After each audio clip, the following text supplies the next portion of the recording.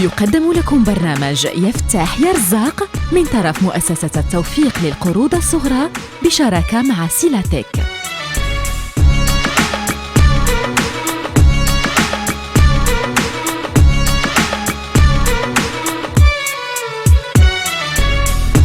يفتح يا رزاق يا مسهل الأرزاق، افتح يا ربي على الشباب وحل عليهم جميع الأبواب بالرزق والبركة، دور النعورة والحركة، وكل واحد يأسس مقاولته ويدير العز لصنعته.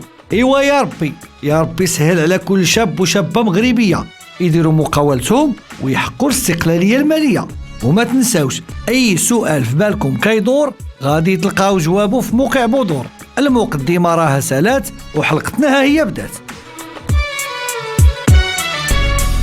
اليوم غادي نتكلموا على الموهبة وعلاقتها بالعمل، حيث إلا كنت موهوب في المهنة ديالي ما غاديش نحس بالملل، بالعكس غادي نبداو نطور الحرفة ويولي عندي الرواج بلوفة، حيث الموهبة حتى هي جزء مهم من راس المال اللي خاصني نرد ليها البال ونكون عليها عوان. مثلا إلا كنت موهوب في الطبخ أو الخياطة غادي نفكر فيها هي الأولى ببساطة، ومن هنا غادي ننطلق في دراسة المشروع. وثقوا بيا راه شحال من واحد آمن بموهبته ووصلاته، غير خاصني نفكر فيها بطريقة عقلانية ماشي بالأحاسيس العاطفية، حيث المقاولة كتبغي الحساب والعقلية الحباب.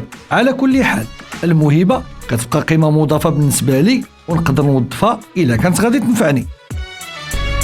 في الحلقة الجاية يا الخوت غادي نتكلموا على كيفاش نقدر نخلق مشروع بالقياس انطلاقا باحتياجات الناس، وغادي نشرحوها ونتكلموا عليها بالتفصيل ونعطيكم عليها البرهان والدليل. إذن قبل ما نختموا ندوزو للخلاصة. الموهبة هي صفة ربانية كيعطيها لي الله وكنتميز بها على ناس اخرين، ولهذا تقدر تكون هي السبب ديال الانطلاقه في المشروع ديالي، وتكون هي باب الرزق اللي غيتفتح لي في اي مجال، سواء في الطبخ او الصناعه التقليديه او لا حتى المواهب الفنيه والرياضيه. وما تنساوش المسابقه باش تعرفوا على 5 الفائزين دروك. دخلوا دابا صفحتنا بالفيسبوك بلا ما تقلب ولا تدور، راه سميتها بودور. جاوبوا على سؤال الحلقه اليوميه وغادي تربحوا 5 الجوائز هديه، وملي تجاوب في كومونتير غادي تحتاج دير جيم وبارطاج.